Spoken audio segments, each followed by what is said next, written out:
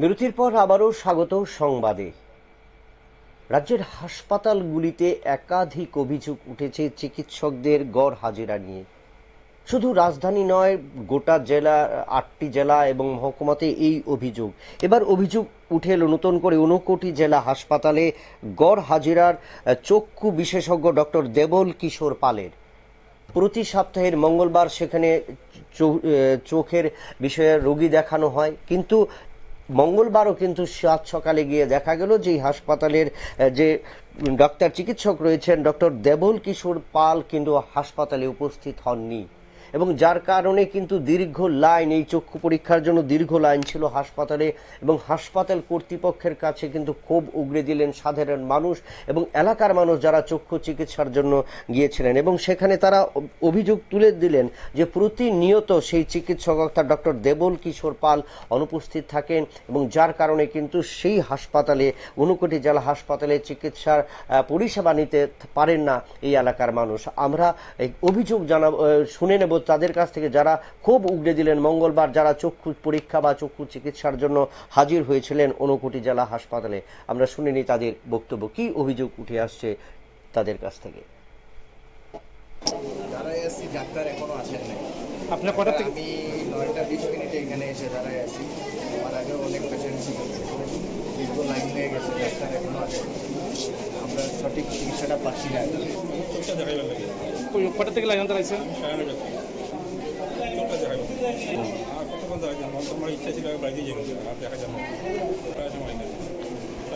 কি বলবেন, আপনি একজন বয়স্ক লোককে কি কারণে এখানে আইছেন? সপ্তাহের মধ্যে একদিন সপ্তাহে ডেইলি দেখা হইতো, তাইলে একদিন এই যখন দিছে এটা ঠিক টাইম মতো ডাক্তার আইতো। এটাই আমাদের দরকার। কত টাকা গাড়ি ভাড়া দিয়ে আইছি আমরা 8:30 থেকে এখানে বোয়াতে গিয়া ডাক্তার দেখাইবার লাগিয়া 9টা থেকে দেখার কথা। আপনি কটা থেকে এখানে দাঁড়াইছেন? 8:30 থেকে এখানে বোয়া।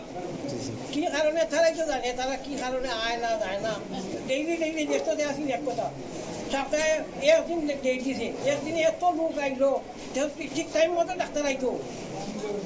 মানুষকে না বাড়ি করে কাজ নাই নেই, এর মধ্যে টাকা করছি আইছি আমরা, কত টাকা করছি।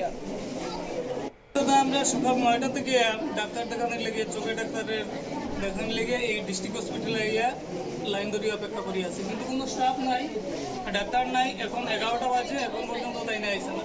এখানে আমরা প্রায় 100 মানুষ আছি, এই কষ্ট বুক করতেছে। এটা ভগবাননগর জেলা হাসপাতাল, এখানে সপ্তাহে একদিন মাত্র চিকিৎসা করা হয়। তারপরেও ডাক্তারবাবুরা একটু দেরি করে আয়, তারা মর্জিমাফিক আয়, 12টা 1টার সময় আয়। প্রতিনিয়ত এখানে একটা হরানির শিকার হইতেছে। শুধুমাত্র মঙ্গলবার দেখে তারা। দাবি রাখি এখানে যাতে প্রচুর রোগী, যাতে সপ্তাহে 2 দিন দেখা হয়। শুধু চোখের ডাক্তার? হ্যাঁ, চোখের ডাক্তার। অনেক রোগী চোখের সমস্যা নিয়ে এখানে আয়, কিন্তু ডাক্তারের পরিষেবা পায় না।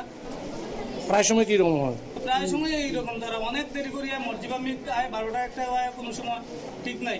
আমরা তো আজকে 9টা থেকে 8:30 থেকে লোক দাঁড়াই, কিন্তু ডাক্তারের আওয়ার কোনো ইচ্ছেই নাই। এটা তো 9টা থেকে দেখার কথা, 9টা থেকে তারা ডিউটি, তো আমরা যতটুকু জানি 4টা 3টা পর্যন্ত। ঊনকোটি জেলা হাসপাতালের করুণ চিত্র ধরা পড়ল নিউজ ভ্যানগার্ডের ক্যামেরায়, যেখানে দেখা গেল যে চিকিৎসকরা নির্ধারিত সময়ে চিকিৎসা পরিষেবা দিতে হাসপাতালে হাজির হন না।